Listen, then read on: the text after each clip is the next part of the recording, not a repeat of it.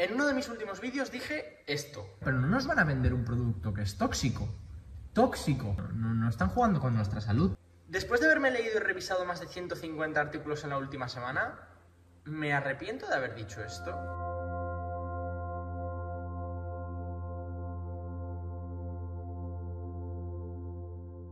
Bueno, hola a todos y a todas, mi nombre es Lino y bienvenidos un día más a mi canal.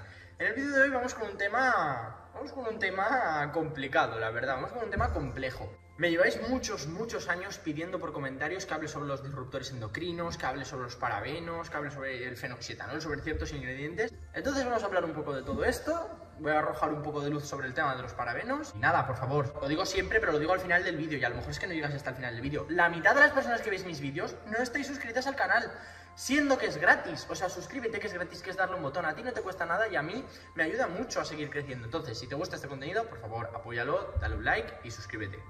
Y vamos con el vídeo de hoy, que no es moco de pavo.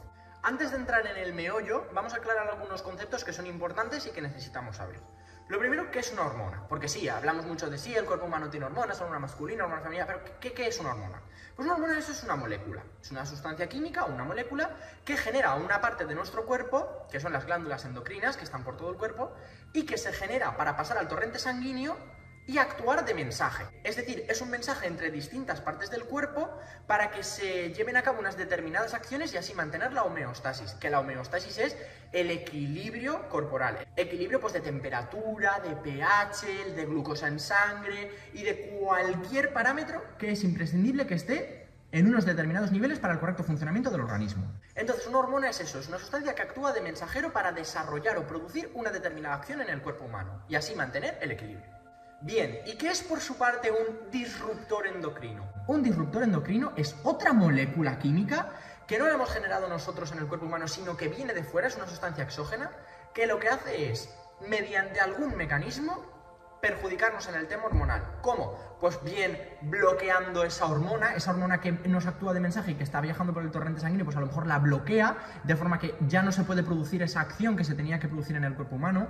Bien, lo que hace es bloquear la unión de esa hormona en el sitio donde tiene que actuar esa hormona. También puede alterar la producción de esa hormona, bien aumentándola en desmedida o disminuyéndola, de forma que estamos o haciendo que se dé mucho una determinada acción en el cuerpo humano o que no se produzca esa acción, de forma que estamos alterando el equilibrio, o bien que esa sustancia exógena actúe mimetizando la hormona en cuestión, es decir, que el organismo nuestro se piense que esa sustancia que es de fuera es una determinada hormona que hemos producido nosotros. En definitiva, es una sustancia exógena que lo que hace es alterar el correcto funcionamiento de nuestro sistema endocrino, que es lo que tiene que ver con las hormonas. Habiendo hecho estas previsiones, vamos a hablar ahora de lo que son los parabenos. Los parabenos son un grupo de sustancias químicas que se vienen utilizando desde hace más de 100 años en cosmética y alimentación y son conservantes, es decir, su función es impedir que los microorganismos crezcan y se desarrollen en medios tan nutritivos como son los alimentos y los cosméticos. Y en esto son muy efectivos. Químicamente, los parabenos son ésteres del ácido parahidroxibenzoico, que es esta molécula de aquí. Lo de hidroxi es por el grupo alcohol que tienen, el para es porque es en la posición para, esta es la orto, meta y para. Entonces es parahidroxi porque el hidroxi está en la posición para. Lo de ácido es porque tiene un grupo ácido, que es el grupo COOH en química orgánica, y lo de benzoico es porque es un derivado del benceno, que es el anillo que hay en medio. Como son ésteres de este ácido, el hidrógeno del grupo ácido se sustituye por un radical, normalmente alquilo, como son un radical de un carbono, que es el radical metilo, y tendríamos el metilparabeno, de 2 carbonos, que sería el etilparabeno, de 3, que sería el propilparabeno, de 4, el butilparabeno. También podría ser de 3 carbonos en otra disposición, que es el isopropilparabeno, etc. Los parabenos empezaron a utilizarse como conservantes por la década de 1920 y la verdad es que cobraron mucha fama y popularidad porque eran moléculas químicamente muy estables y que además tenían muy buena función antimicrobiana, o sea, es decir, que conseguían que las cosas no se pusieran malas. Fue ya en 1950-1960 cuando empezó a extenderse muchísimo más ese uso de los parabenos en cosmética. Y las primeras preocupaciones empezaron a venir en 1970-1980, que es cuando se empezaron a investigar un poco qué efectos adversos podrían tener sobre la salud humana. Aunque los estudios que se hicieron en esta época revelaron que los parabenos tenían una toxicidad muy baja y eran seguros de utilizar. En la época de los 90 es cuando se estuvo investigando su acción como disruptores endocrinos y es cuando finalmente se reconocieron como disruptores endocrinos. Así que, en efecto, los parabenos son disruptores endocrinos. Primera conclusión importante de este vídeo. Como hemos dicho, los disruptores endocrinos lo que hacen es afectar a unas determinadas hormonas. Pues concretamente se descubrió que los parabenos eran estrogénicos, es decir, que afectaban a los estrógenos, que son las hormonas sexuales femeninas que se generan principalmente en los ovarios. Los estrógenos son las hormonas responsables del desarrollo de los caracteres sexuales secundarios en la mujer a partir de la pubertad. Regulan el crecimiento mamario, el inicio de la menstruación, el ensanchamiento de las caderas, entre otras cosas. Por lo tanto, una sustancia estrogénica como los parabenos podría afectar a ese tipo de cosas. De la década de los 90 destacaría dos estudios, uno de 1998, que os dejaré por aquí, que es Some alkyl hydroxybenzoate preservatives, es decir, los parabenos, are estrogenic. En este estudio lo que se hizo es evaluar distintos parabenos, el metil, etil, propil y butil parabeno, mediante ensayos in vitro. Y lo que se vio, los resultados lo que mostraron fue que estos parabenos pueden unirse a receptores de estrógeno, o sea, lo que estarían haciendo es, donde tiene que ir el estrógeno, pues a esos receptores se unen los parabenos, y activar la expresión de genes dependientes de estrógeno en células cancerosas, de cáncer de mama. ¿Esto qué es lo que involucra? Que los parabenos pueden favorecer que las moléculas cancerosas de cáncer de mama se reproduzcan más, es decir, empeorar un cáncer de mama. A pesar de que esto es así, este estudio concluyó que los parabenos tenían una actividad estrogénica bastante débil, mucho menor a la del estradiol. Entonces, esta actividad sí que plantea una preocupación en su papel como disruptores endocrinos, pero no es demasiado alarmante. Luego hay otro estudio del 2002, Oestrogenic Activity of Parabens in MCF7 Human Breast Cancer Cells, que este estudio lo que investigó es pues un poco lo mismo, la actividad estrogénica de varios parabenos en células cancerosas de cáncer de mama humano, y descubrió que los parabenos podían activar los receptores de estrógeno y promover la proliferación celular, lo que ya hemos comentado. Al final del vídeo os dejo toda la bibliografía donde podéis encontrar estos artículos de los que hablo y otros donde se detallan otros efectos adversos de los parabenos que no comento en el vídeo por no hacerlo muy extenso.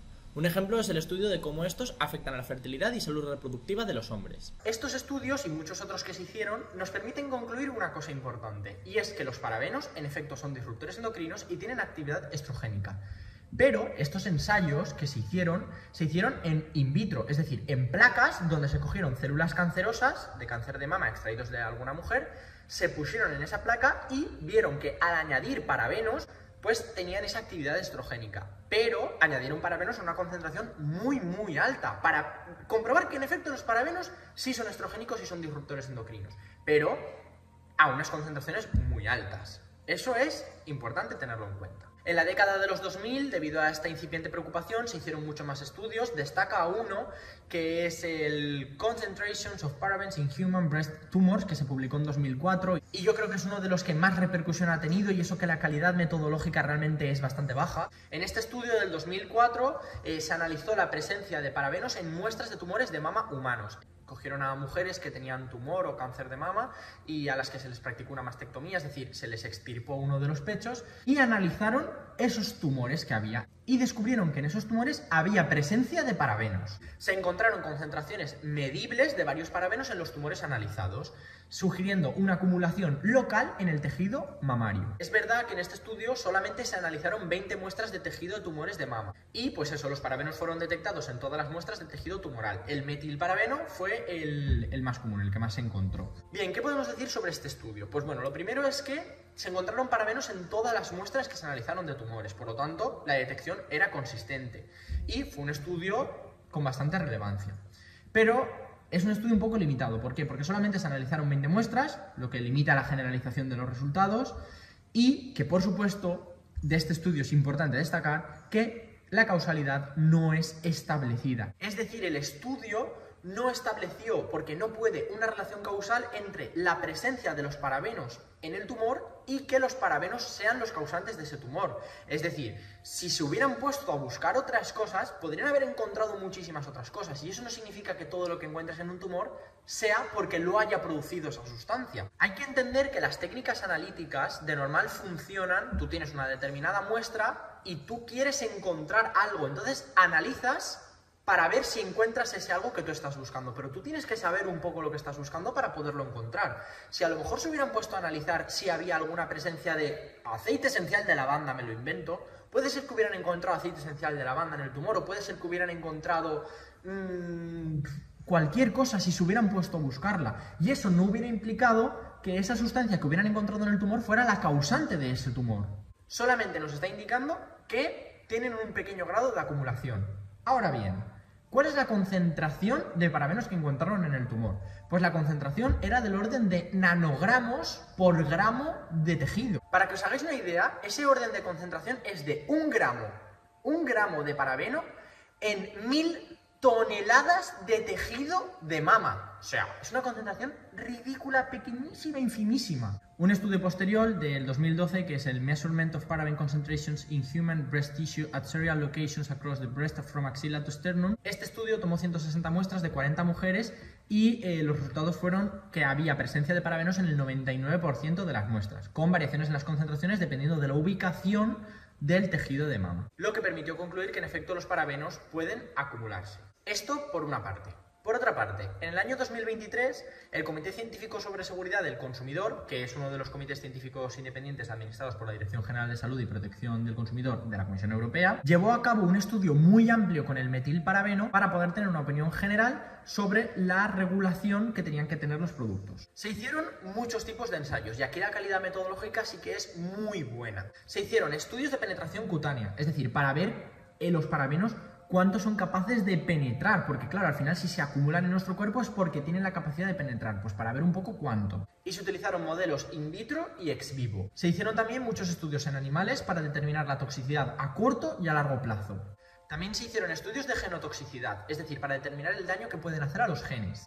Y también estudios in vitro e in vivo de evaluación de su potencial como disruptores endocrinos, para estudiar la actividad estrogénica. Y todo esto se hizo no a grandes concentraciones, porque ya se sabe que a grandes concentraciones son disruptores endocrinos y son peligrosos, sino que se hizo una concentración de metilparabeno del 0,4%, que es la máxima concentración que está permitida en cosmética. Los estudios demostraron que cuando el metilparabeno se utiliza a estas bajas concentraciones permitidas en cosmética, la penetración cutánea es bajísima. No hay riesgo de toxicidad, ninguna evidencia de genotoxicidad o actividad de disrupción endocrina significativa. Y como este estudio, muchos otros estudios y artículos científicos al respecto respaldan la posición de que a las concentraciones permitidas en cosmética no presenta ningún riesgo el uso de parabenos. Así pues, a grandes rasgos, lo que podemos decir de los parabenos que nos podría preocupar es haberlos encontrado en tejidos de cáncer de mama, lo que no involucra que sean cancerígenos, sino simplemente que tienen cierto efecto acumulativo, aunque en cantidades ridículas y muy pequeñas. Pero hay una cosa que me parece importante destacar y creo que es importante de entender, y es la contribución que eso podría tener al desarrollo de un cáncer de mama. Vamos a poner en un gráfico de probabilidad, del 0 al 100%, la probabilidad de que una mujer desarrolle cáncer de mama a lo largo de su vida. Pongamos que es esta probabilidad, por ejemplo. Si nosotros analizamos cuál es esa probabilidad, vemos que hay como distintos factores que contribuyen a aumentar la probabilidad de que una determinada persona tenga cáncer. Vemos que hay un factor muy importante que es la aleatoriedad, porque tú ahora mismo puedes haber desarrollado un cáncer de mama, tu propio cuerpo puede destruirlo, pero puede que no pase y que se te desarrolle y se forme un cáncer. Entonces hay un factor que no podemos controlar, que es el factor aleatorio. Luego también hay un importante peso, un importante componente, que es el factor genético. Otros eslabones que también tienen bastante peso son el estilo de vida, el consumo de alcohol, de tabaco, de otros tipos de sustancias que también tienen un peso importante. Otro sería la dieta, un poquito más pequeño, y así podemos ir sumando distintos eslabones que contribuyen a la probabilidad de tener cáncer. Bueno, pues hay algunos que tienen mucho peso y otros que son extremadísimamente pequeñitos. De forma que si tú tienes un estilo de vida muy saludable, nunca bebes alcohol ni fumas tabaco, pues podemos quitar ese eslabón y entonces tu probabilidad de tener cáncer como que se reduciría. Pero no a cero nunca, porque el factor aleatorio y el factor genético tú no lo puedes cambiar.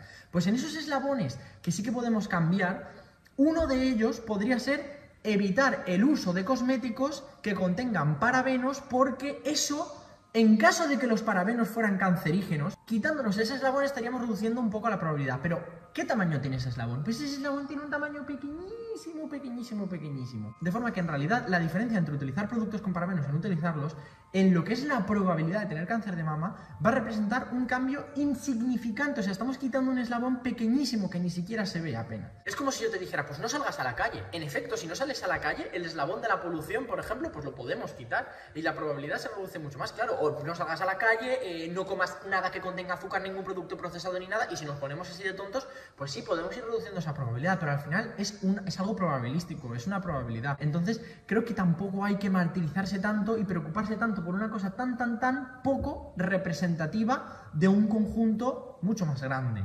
Entonces, ¿cuáles serían mis conclusiones después de toda la investigación y revisión que he hecho? Lo primero, los parabenos sí son disruptores endocrinos y sí pueden ser potenciales cancerígenos cuando se utilizan a unas altas concentraciones. En sí, esas sustancias lo son.